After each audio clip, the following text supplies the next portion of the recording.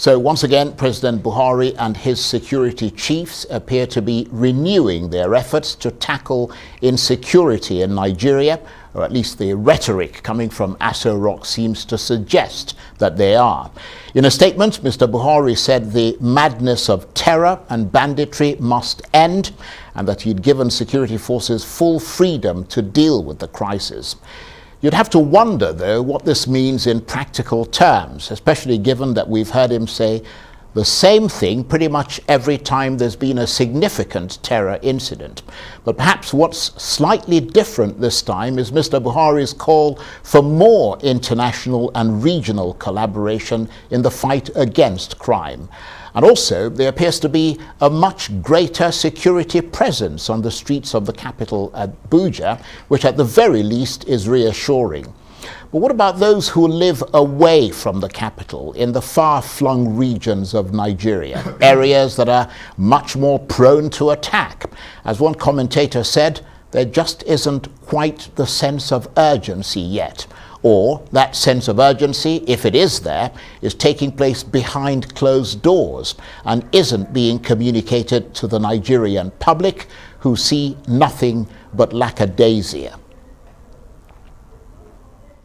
Well, for more on this, I'm joined now by the retired fighter pilot and security expert, Air Commodore Abayomi Balogun, and by the CEO of the West African risk management and intelligence security firm, Beacon Consulting, Dr. Kabir Adamu. Thank you very much indeed to both of you for joining us. Let me come to you first, Air Commodore Abayomi Balogun. You've heard the latest attempts by President Buhari to get on top of the security crisis. Does it sound reassuring to you, like really strong action is being taken, or more of the same style of sort of endless security meetings and no real change to the situation? Yeah, thank you very much for having me. I think it's about time that the president did what he did, because it's becoming embarrassing. It's not only embarrassing to the armed forces, but embarrassing to the nation as a whole.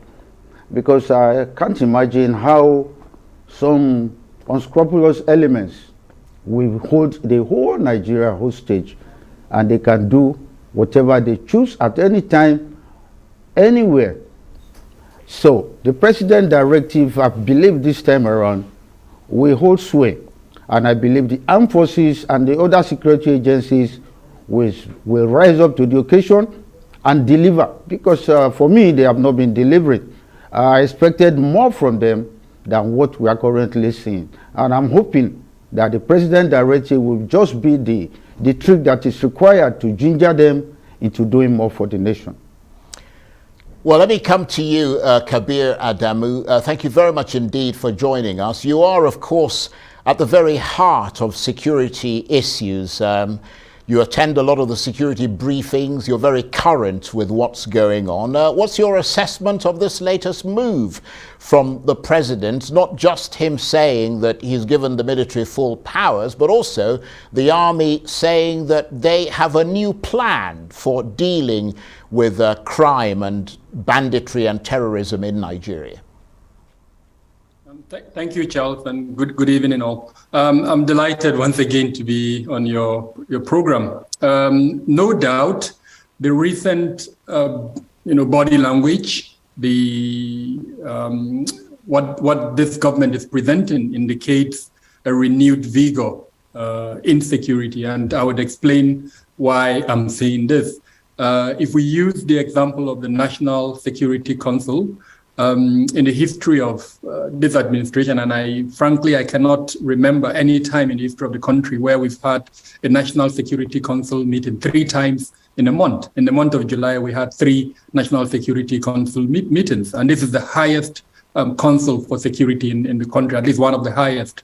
Now, apart from that, in virtually all fora where Mr. President spoke, or any of the high-ranking officials spoke, security would feature as a major issue. If you look at the National Assembly, we're all living witness to the fact that it caused a walkout between a significant element of the National Assembly. So clearly, the government, at least if you pick the executive arm and the legislative arm, they have prioritized security.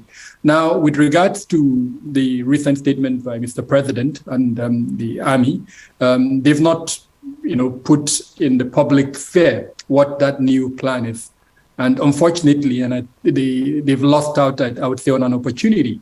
Nigerians are quite eager, concerned is probably a better word, to hear from them what they intend to do to change the current, scenario where it looks like the non-state actors are winning. And a significant portion of Nigerians are worried. In the Federal Capital Territory, for instance, 2 weeks ago, when I spoke to persons staying in the outlying areas, places like Gwagwalada, around Buhari, they organized themselves into vigilantes and were not sleeping just to try to enhance their security posture. So that opportunity was lost. It would have been very good for the army to put out what plan that is, even if they're not going to make the details, public, but at least mention certain components that would reassure the Nigerians. We're aware that they are carrying out operations. Pictures of those operations emerged, showing that they've gone into the, so-called ungoverned spaces.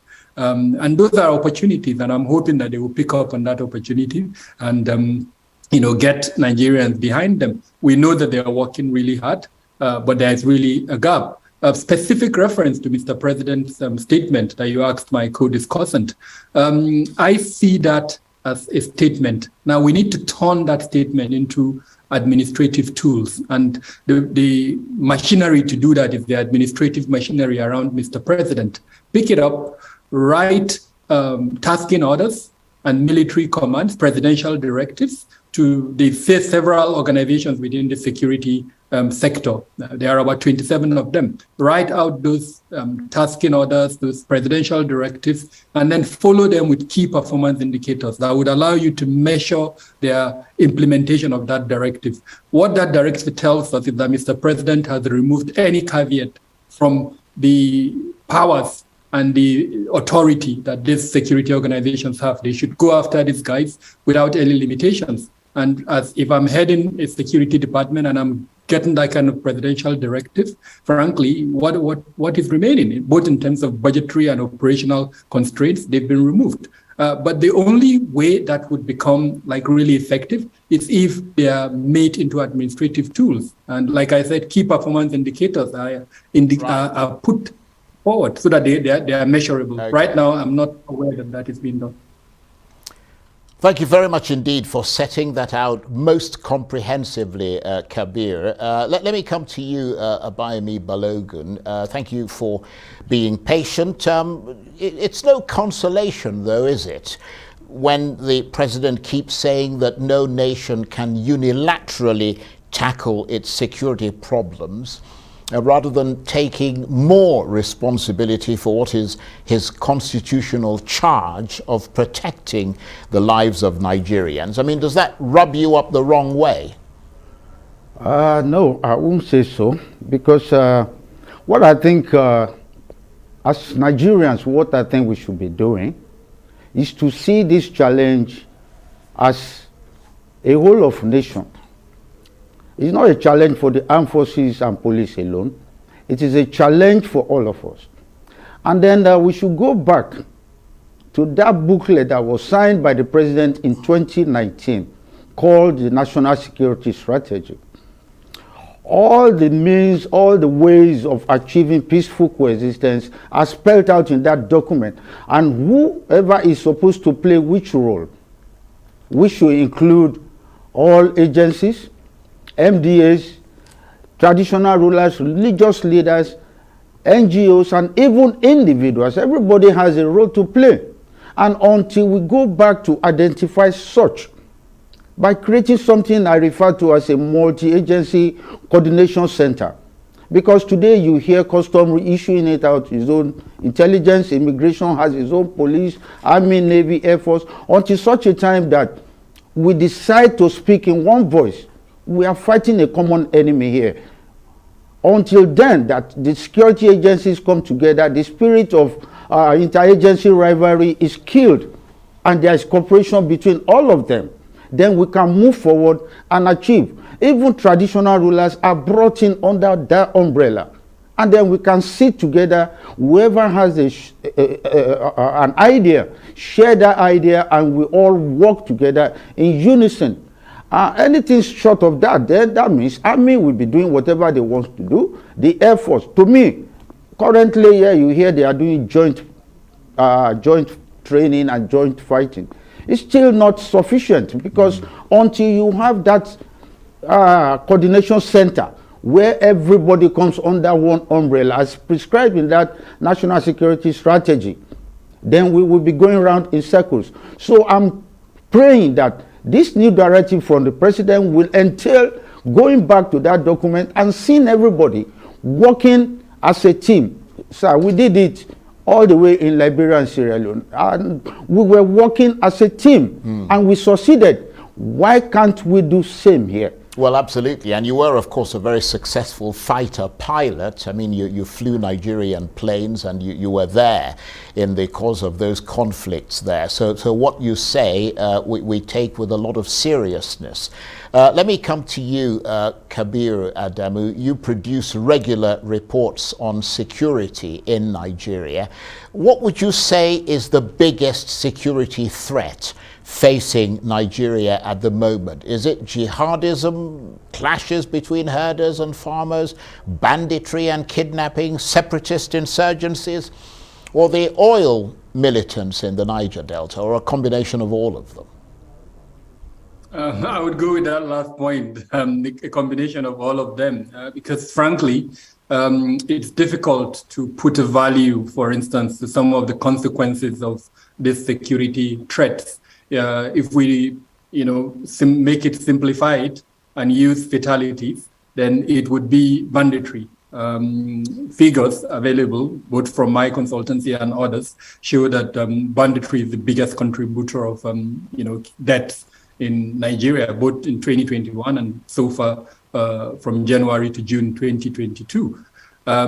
However, if you look at the effect of the economic sabotage that some of the militants and other economic saboteurs are doing, not just to the economy of Nigeria, but to other economies that depend on products from Nigeria when they operate in the Niger Delta and other, critical infrastructure that affects oil, then you would agree that that too has, a consequence, and the value of that would be very difficult to place.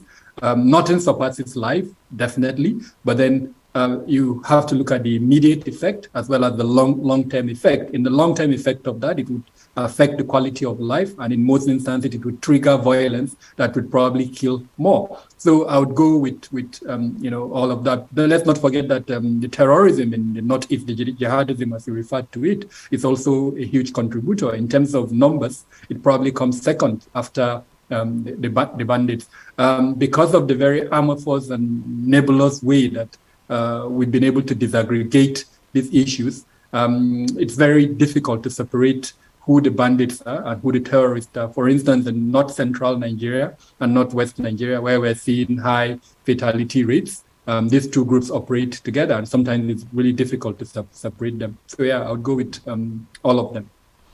Okay, well, thanks for that. And let me come back to you, Air Commodore Abayomi Balogun.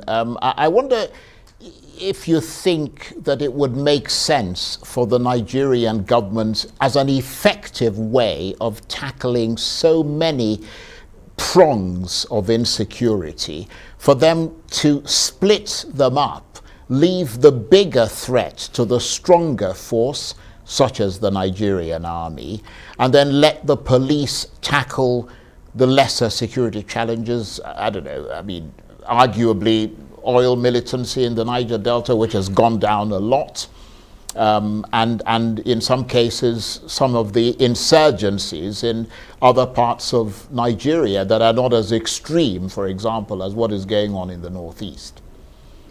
All right, thank you very much. The situation in Nigeria is so complicated that it is difficult to segregate them and say this threat is lesser in degree than the other one. How do you start? from Boko Haram to banditry to kidnappers. But then the security agencies could decide and say, we don't have the resources to cover the whole Nigeria and all the different threats that we have across Nigeria. But then, let us segment Nigeria. Let us prioritize the threats and take them one after the other. Because if you want to take Nigeria as a whole, we don't have the resources, you don't have the equipment. But then if you segment the country and prioritize and say, let me start from Kaduna Abuja Highway. I want to make that road safe. You face it. And then me, I would like to see a different approach to what we are doing. Currently, what we do is like you are killing a mosquito in the night and you just drive the mosquito away. It will surely come back.